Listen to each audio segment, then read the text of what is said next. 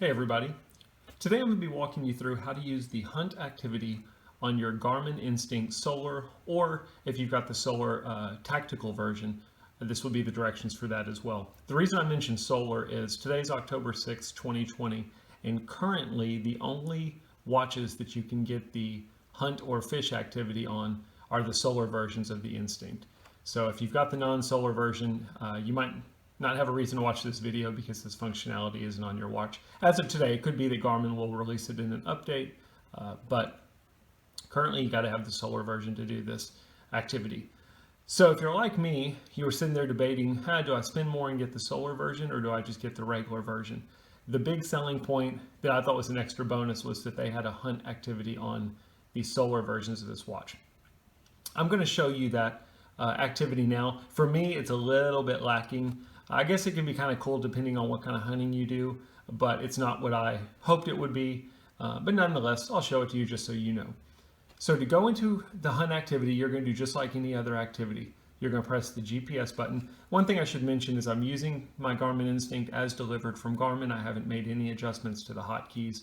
So if you're using it as delivered, you're going to press the GPS button. That takes you into your activities, and then you can use the up or down button to navigate until you get to hunt. To go into that activity, you're just going to press the GPS button, and now we're in the hunt activity. You'll see in the upper corner, I've got the GPS on, so the GPS is currently loading. I'm just going to start a hunt, and then I'll kind of show you some of the other things you can do in this activity. But long story short, all this activity really does is allow you to build a customized map, I guess, that has kind of cool hunting icons for you to save locations on your hunt. For me, it's kind of lame. I hunt in a blind. I don't move around. So there's not a whole lot of functionality that I would be using this for. If you hunt on public land, or you're doing a lot of walking, or you're doing some scouting, I guess I could see where this would be a neat feature. But let's go ahead and start our hunt. So it's saying press to start. We've started our hunt. So in most activities, you can adjust the data screens that are viewable here. In the hunt activity, you can't. So you're going to get a compass in the upper right-hand corner, which I guess is cool. And again, if you're moving around when you're hunting, I can see where that's beneficial. You're going to get the sunrise, sunset time, and then you're going to get your battery life, and that's it. If you hit the down button, you will be able to get the map. Now, my map right now is totally empty because I don't have any saved hunting locations on it. So let's go back up to the hunt. Let's say you're walking around, you're hunting, and you wanted to plot some of the different things you've come across. You can actually save those and build a hunting map. So we're going to press GPS, and we're going to arrow up to save location. And you'll notice that a bunch of different options are going to come up. These are different things that you can save on your map to document the hunt, help you get back to your camp, see what your hunting area is like, so on and so forth. You'll notice as I scroll through these, the icon's going to change for each of them. So you can put where your ATV is, that you saw deer, a scrape, a rub, elk. I'll just go through all of them.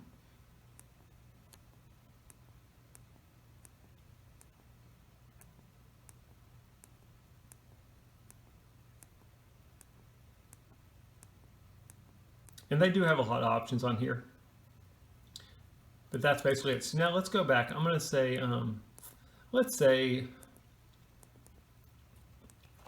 I want to save where my tree stand is. If you press the GPS button, it's now saved. You'll notice that I can also edit it. So if I press the down button, I can rename tree stand. So if I want to put, tree stand number 1 or river tree stand or whatever, you can use the alphabet features here to rename it.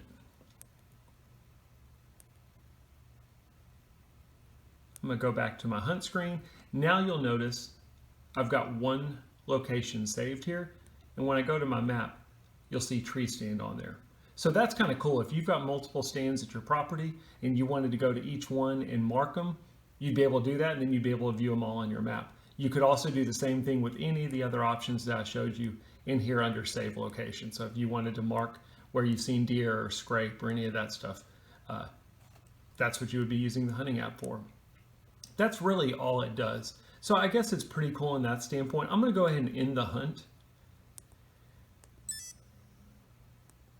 And whether I save it or not, I'm not even going to save it. I'm going to do discard.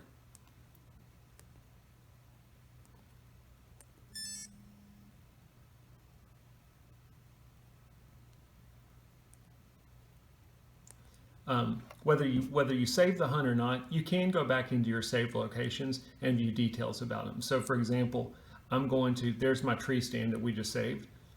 I'm going to go into hunt and I'm going to go to hunt locations. Oops, I didn't save any hunt locations. I just saved some actual locations.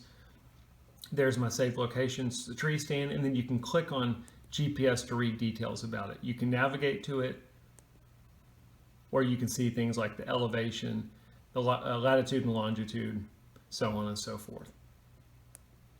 But that's basically it. Basically, the hunt activity is just a way for you to map out things that you've come across on your hunt, or map out the property that you're hunting on. I guess that's kind of cool. For me, the reason I said it was lacking is I was hoping it would do a lunar calendar. I'm going to show you real quick on some of the other Garmin products. This is about a $60 eTrex 10 that's put out by Garmin, and I'll show you what I was hoping would be on the Instinct. I'm going to navigate down to Hunt and Fish. And on here, you've actually got a calendar where I can go, let's say I'm going to go hunting on October 20th. I can go down per day and see whether or not it's a good hunting day or not. And I can see, based on the lunar calendar, whether or not there's going to be good animal activity, and if so, what are the best times for hunting or fishing. And that's what I was really hoping would be on the hunt widget, or the hunt activity on the Garmin Instinct, and unfortunately it's not. So anyway, that's a quick walkthrough of the hunt activity. In all honesty, I'm not going to do a video on the fish activity. The fish activity works pretty much exactly the same way. The only difference is the icons and locations that you're able to save differ, whether if you're in the fishing activity or whether you're in the hunting activity. So I hope this makes sense. If you've got any questions, put them in the comments. If you're using this functionality, also put that in the comments. I'm always curious what other hunters are doing with their Garmin Instinct watch. Thanks for watching.